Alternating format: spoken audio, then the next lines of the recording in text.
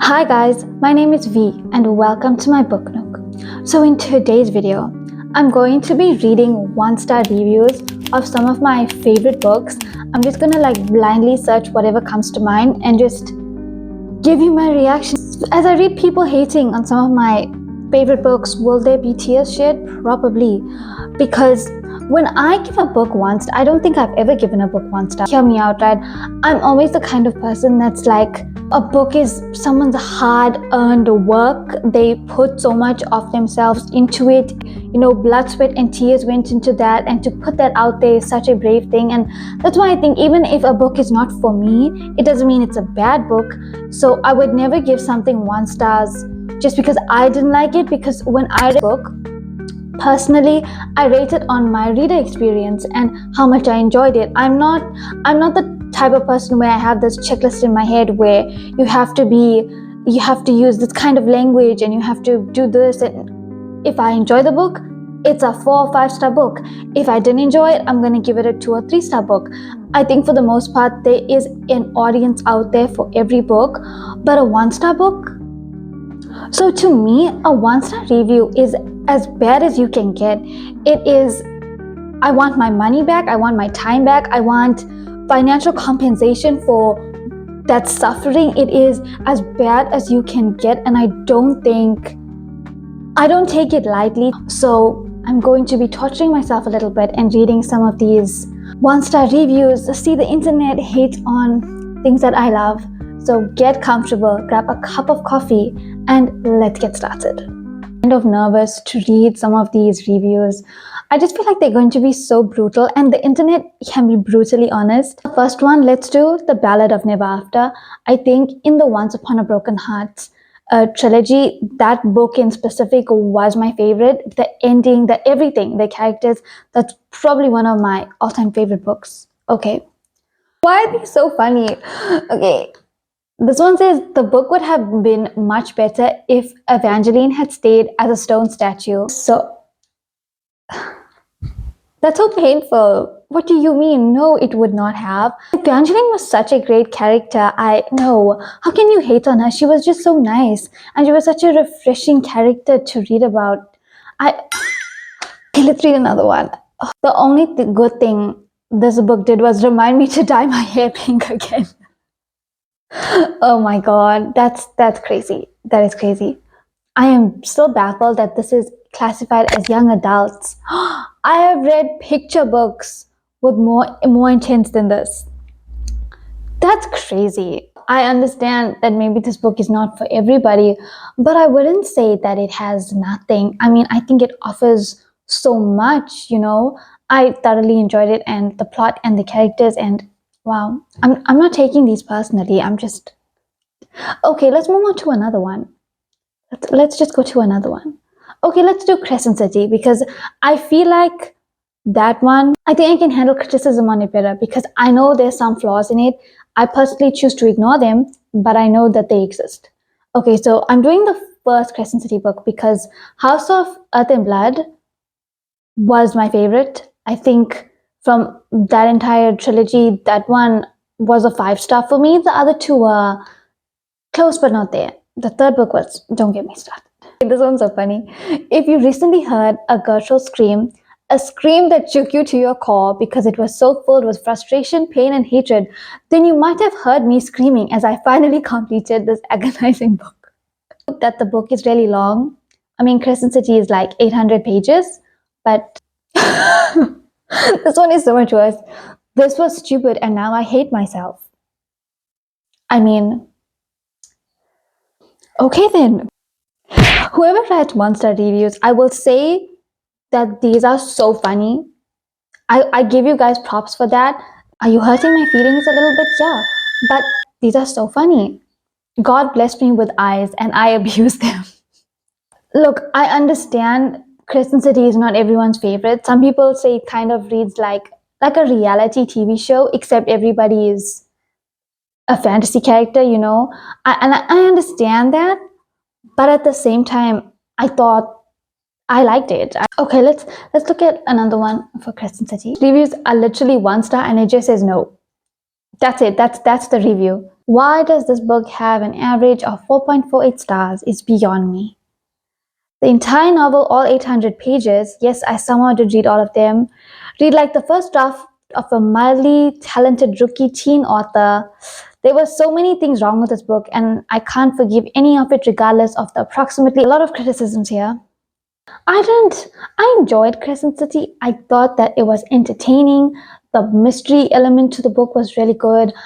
I understand, some people thought some of the scenes were cringe, but I don't know. I feel like one stars is so harsh for it. I don't know. I just felt like Crescent City was supposed to be a fun, entertaining book, and it still had so much depth to it, and it had an interesting plot line, and I don't know. I didn't get that. But anyway, okay, let's move on to the next one. Okay, this one I read recently. This is These Infinite Threads by Tahira Mafi. That's the second book in the This Woven Kingdom series. I've read backs of shampoo bottles with more plot. Okay, I can take the criticism that maybe this entire series is a little bit slow. I mean, not much. No, I wouldn't even say not much happens. Quite a lot happens. I just think that it takes place over such a short span of time. Like, I think the whole first three books take place over like a week or something. So I can understand, but there's so much plot to it, and I really enjoyed it. I think the fourth book comes out in September. Once I read that, it's probably going to be like one of my favorite reads. I'm taking offense, guys. I am so disappointed in this. I loved this Woven Kingdom so much, but I just can't get behind this Eliza character. She faints like 7 times over the smallest things, and I thought she grew up on the streets. She cries over everything, and she's not strong in any way. She's not very bright either, and she knows that she can't lead the Jin Empire. Oh my god. Wow, this is just. I don't know if I agree. I think that she is a strong character. I felt like she was. I felt like not that she couldn't lead her empire. She was concerned that she didn't have all the skills. I mean, living on the streets for so long. I find there's strength in that, like still like someone having gone through so many hardships, living on the streets literally, and yeah, she does cry and she's still in touch with her emotional side, but I wouldn't say that makes her weak. I would still say she's a strong character, and I thought she was a strong character when I read it. She has her flaws, and there was never a situation where I was like, oh wow, she's dumb for doing that. Maybe I didn't agree with every decision she made. Okay, to each their own. Let's on to the next. Oh, Just for the Summer. Okay, Abby Jimenez.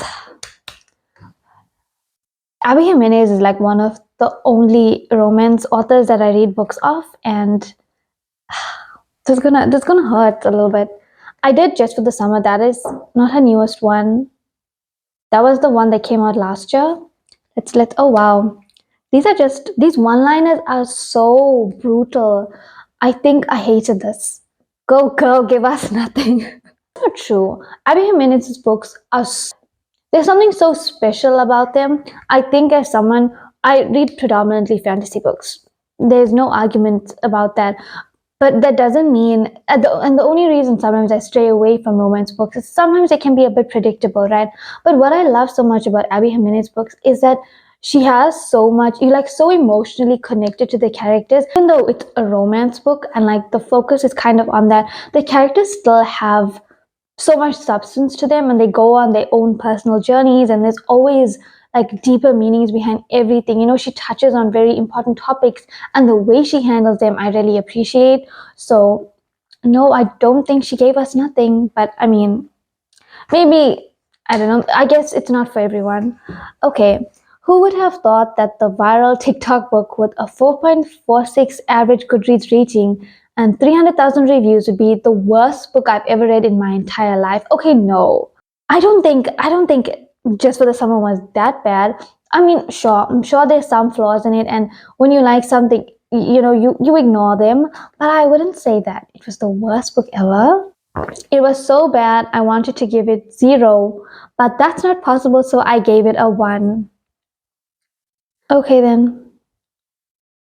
Okay, okay, I know Akata is going to have, there's going to be some ones here, and Sometimes I read one review, okay, but this is more like blind reading them because I didn't like pick up any and just save them. I'm just scrolling to find some.